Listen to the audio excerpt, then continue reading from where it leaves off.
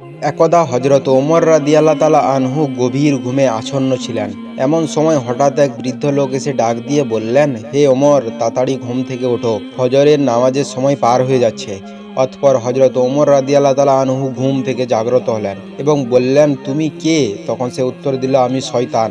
হজরত ওমর রাদিয়াল্লাহু তাআলা আনহু বললেন, আচ্ছা, তোমার কাজ তো মানুষকে ধোঁকা দিয়ে নামাজ কাজা করানো, আর তুমি কিনা আমাকে নামাজের জন্য ডাকছো? শয়তান তখন বলল, ওমর, অনেক দিন চেষ্টা করে গতকাল তোমাকে ফজরের নামাজ কাজা করাতে সক্ষম হই, কিন্তু তুমি ঘুম থেকে উঠে নামাজ পড়ে কান্নাকাটি করে আল্লাহর কাছে ক্ষমা চেয়েছ। আল্লাহ তোমার নামাজ কবুল করে তোমাকে আরও 10 গুণ সওয়াব দিয়েছেন, কিন্তু আমি চাই না তুমি আগের চেয়েও 10 গুণ আরও বেশি সওয়াব পাও, তাই এই জন্যই তোমাকে ফজরের নামাজের জন্য ডেকেছি। অতঃপর একদা রোমের বাদশাহ হিরাক্লিয়াস তার সভায় বসেছিলেন। হঠাৎ তার মনে একটা প্রশ্ন জাগলো। তিনি প্রজাদেরকে জিজ্ঞাসা করলেন, হে আমার প্রজাগণ, তোমরা কি আমাকে একটি সংবাদ দিতে পারবে? প্রজারা বলল, জি মহারাজ, বলুন। বাদশাহ বললেন, মুসলমানের সাম্রাজ্য এত দ্রুত বিস্তৃত হচ্ছে, তাদের নেতা নিশ্চয়ই কোনো সাধারণ ব্যক্তি নন। তোমরা কি বলতে পারে তাদের নেতা কেমন? তাদের সাফল্যের রহস্য কি? সেখানে থাকা সকল প্রজাগণ চুপচাপ রইল, কিন্তু কেউ উত্তর দিতে পারল না।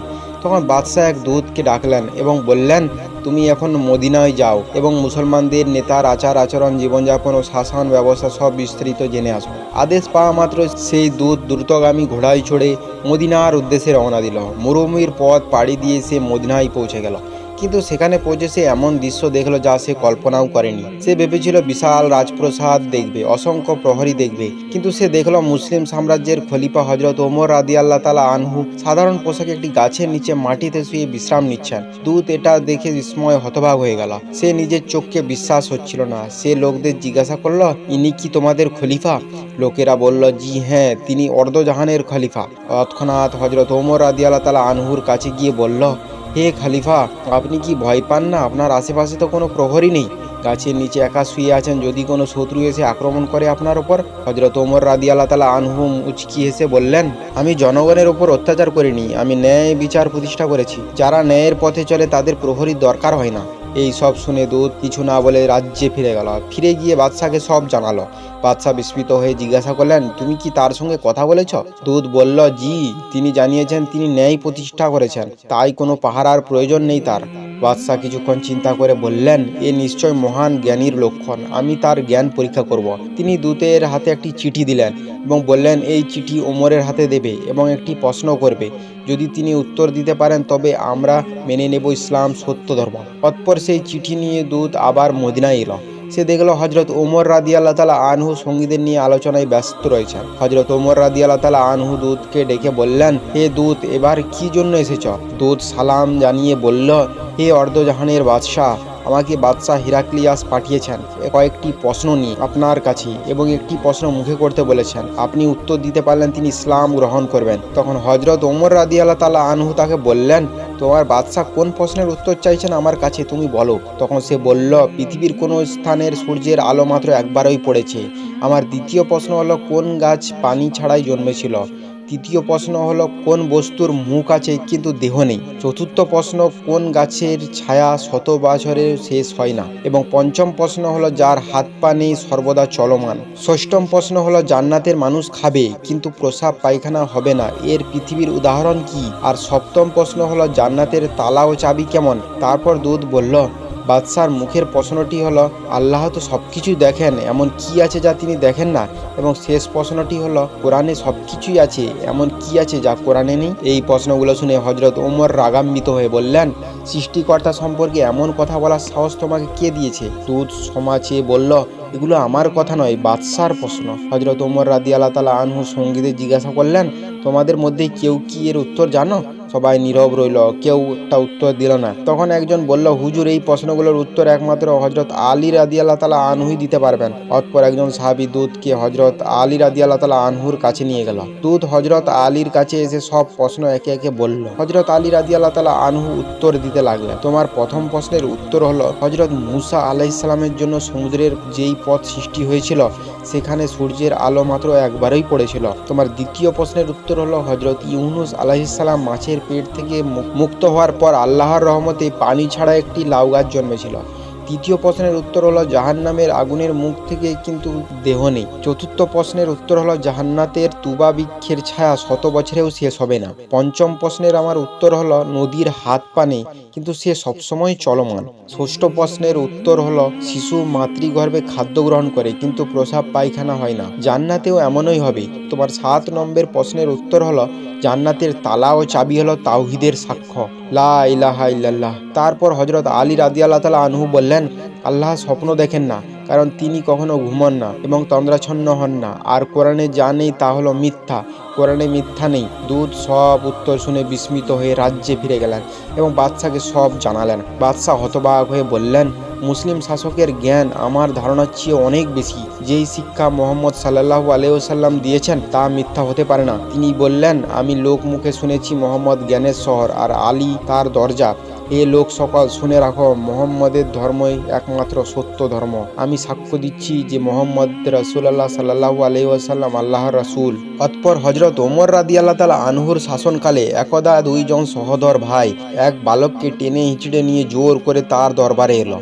হযরত ওমর তাকে জিজ্ঞাসা করলেন, তোমরা কেন এই বালকটিকে এভাবে ধরে এনেছ? দুই ভাই বলল, হে আমিরুল মুমিনিন, এই বালক আমাদের পিতাকে হত্যা করেছে, আপনি এর ন্যায় বিচার করুন। তখন হযরত ওমর রাদিয়াল্লাহু তাআলা আনহু সেই বালকটির দিকে তাকিয়ে জিজ্ঞাসা করলেন, এরা যা বলছে তা কি সব সত্যি? প্রশ্নের উত্তরে বালকটি বলল, আল্লাহর কসম, হ্যাঁ আমি এই কাজ করেছি। তবে তা ছিল একটি দুর্ঘটনা। আমার উট তাদের বাগানে ঢুকে পড়েছিল। তাদের পিতা একটি পাথর ছুঁড়ে মারলেন এবং সেই পাথরটি আমার উটের চোখে লাগলো। লাগা মাত্রই তার চোখ থেকে রক্ত বেরোতে লাগলো। সেই সময় উটটি খুবই কষ্ট পাচ্ছিল। তা দেখে আমি অনেক রাগান্বিত হয়ে গিয়েছিলাম এবং অন্য একটি পাথর নিয়ে আমি তার দিকে ছুঁড়ে মারি। পাথরটি সোজা গিয়ে তার মাথায় লাগে এবং তৎক্ষণাৎ সে মারা যান। বালকটির এই কথা শুনে হযরত ওমর রাদিয়াল্লাহু তাআলা আনহু মৃত ব্যক্তির দুই সন্তানকে জিজ্ঞাসা করলেন, আপনারা কি এই বালকটিকে ক্ষমা করবেন? সেই দুই ভাই জবাব দিলেন, না, আমরা তাকে কোনো মতেই ক্ষমা করব না। আমরা আমাদের পিতার জানের বদলে তার জীবন চাই। আমিরুল মুমিনিন হযরত ওমর রাদিয়াল্লাহু তাআলা আনহু তখন ওই বালকটির কাছে জানতে চাইলেন, তোমার কি কোনো বিশেষ ইচ্ছে আছে?